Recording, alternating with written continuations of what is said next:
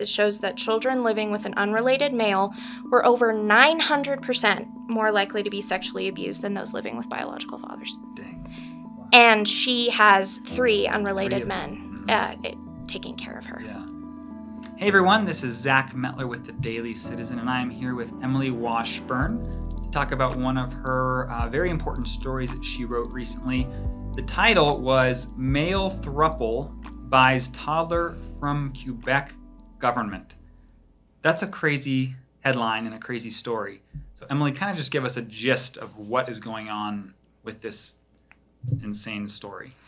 Yeah, so the first thing that's important to know is what a throuple is. And in this case, it's a male throuple. So it's 3 men that are in a romantic relationship.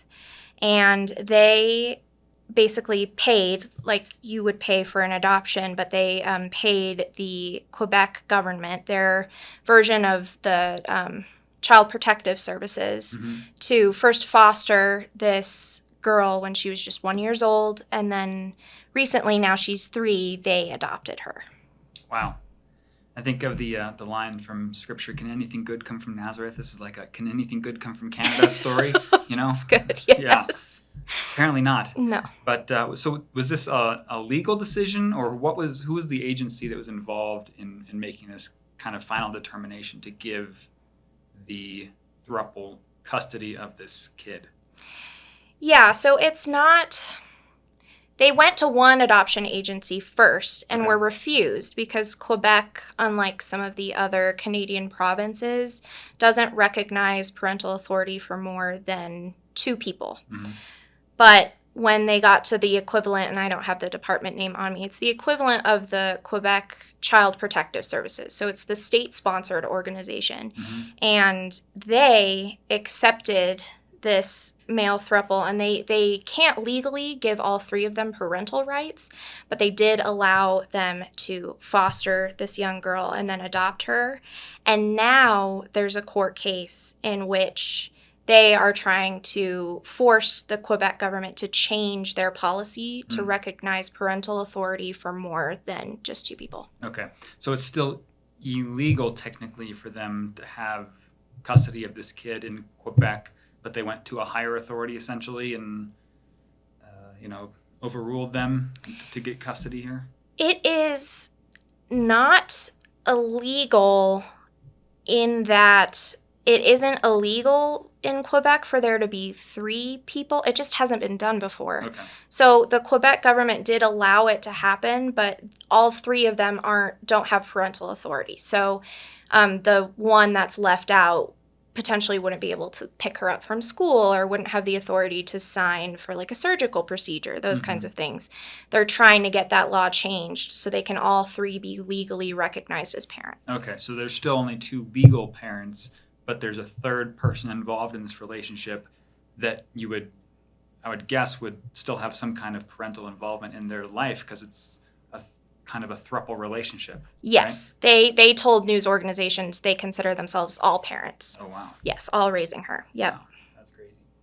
So I think a lot of people seeing this story might come from a perspective of, seeing the throuple as kind of a result of the adult's desires rather than focusing on what kids need, the rights of the children. So talk about the negative impact that you think this could have on the poor 3-year-old who's now caught up in this craziness. Yeah, well, they're innumerable, right? So I can do a broad overview. I first want to note that they allowed this group of 3 unrelated men to foster this child before she even knows what abuse is, let alone is able to report it.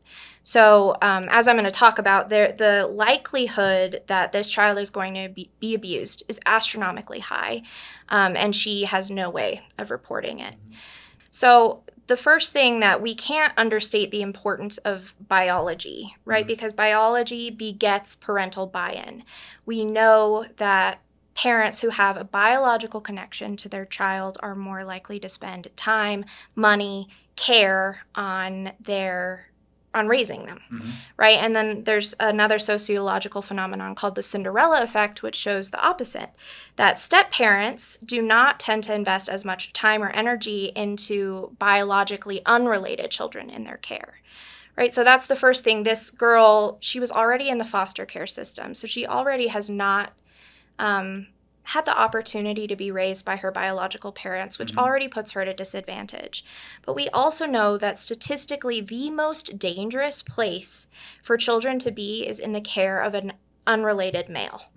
So there's a sociological study, it's a cross-analysis of several countries, that found that step-parents beat their children to death at 100 times higher rate per capita than children living with their biological parents.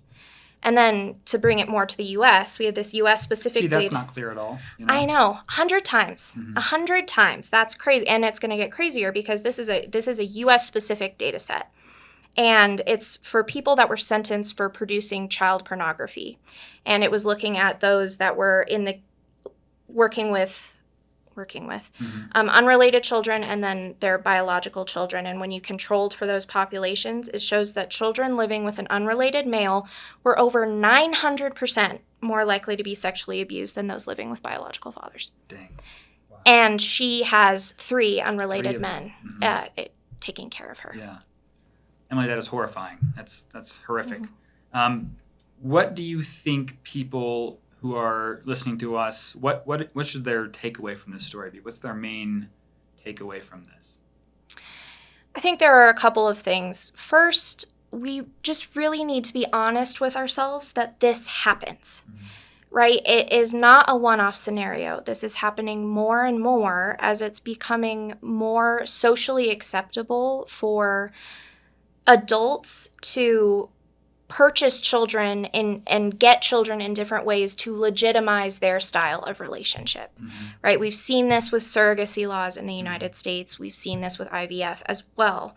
The second thing that we need to remember is that there's also a legal effort in both Canada and the United States to make this easier, right? The more people that you can give parental authority, the easier it is for predators in particular to basically share custody of their victim amongst themselves and have the authority to pick them up from school, to take them across state lines, to take them to doctor's appointments, all of these places where they would potentially be able to be saved from abuse. So it's a really, really important issue that we need to be paying attention to. Yeah. Emily, thank you very much for covering this important story. As not fun as it is sometimes to talk about these important issues, it's still very important that we do so. So thank you for that. For the Daily Citizen, I'm Zach Mettler, and you can read Emily's story in the comments below.